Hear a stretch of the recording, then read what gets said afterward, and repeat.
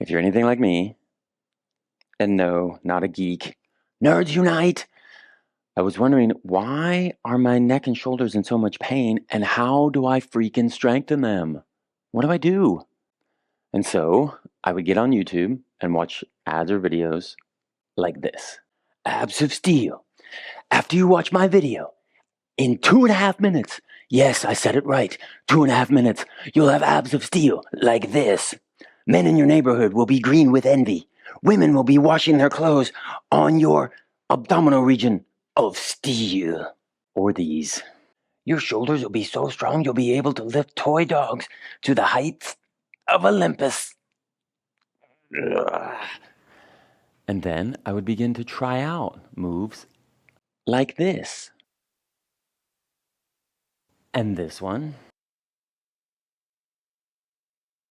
And the classic. But didn't you hear about this one? It fixes everything.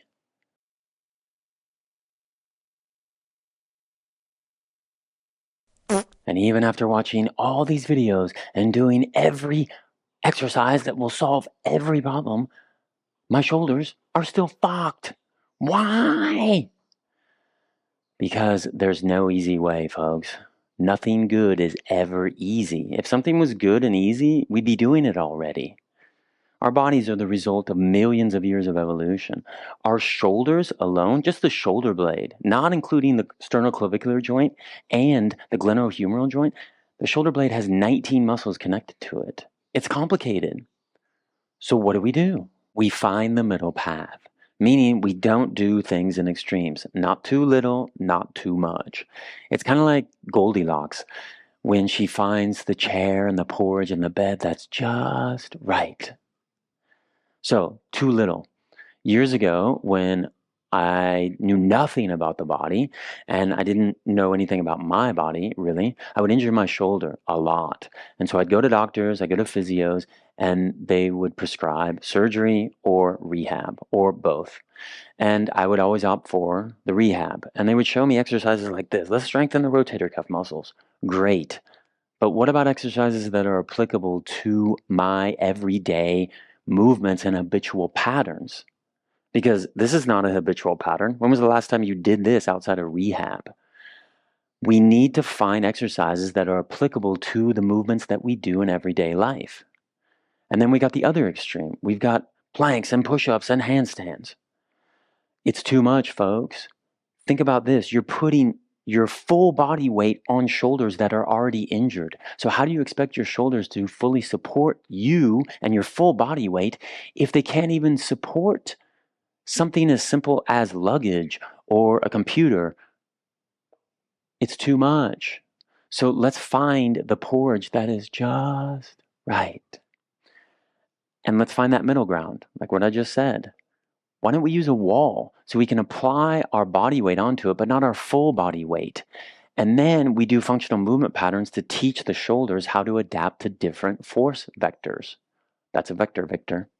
So let's move to the wall. So we're going to start with a rotationary movement of our shoulder on the wall. Why are we doing this? Why is this beneficial for our shoulders? Well, if you think about it, in one day, your arm goes from internal to external rotation probably hundreds of times a day. So we need to train the arm to absorb more forces.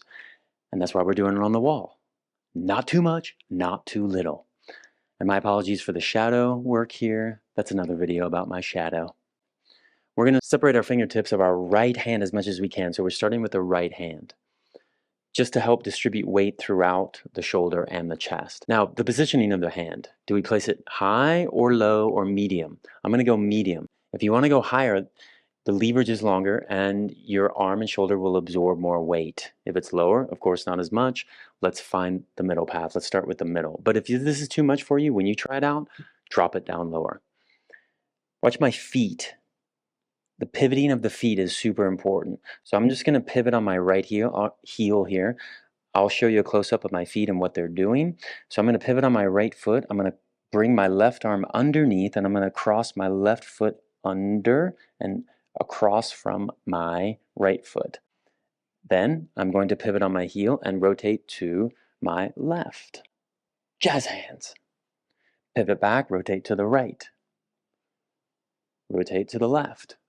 You can bend the arm as much as you can, but try to keep the arm in a little bit of internal rotation here, meaning don't let the elbow raise up so high. And then the left arm, it can go low or it can go high.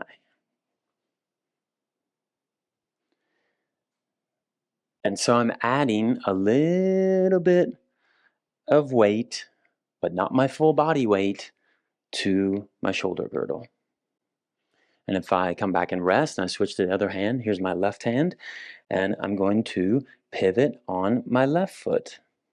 And so I'm going to cross my right arm underneath and rotate to the left. And I'm going to pivot on my heel, rotate to the right, rotate to the left, rotate to the right, rotate to the left, rotate to the right. Try those out and try each position of your hand, medium, low, high. And remember, this is not the only position that will solve all your shoulder problems, but it's a great start because it's, again, not too little, not too much. Find that middle path for your shoulders and try to find as many different force vectors and directions that your shoulders can absorb. So then when you enter your everyday life, it's not such a shock to your shoulders and your shoulders don't guard.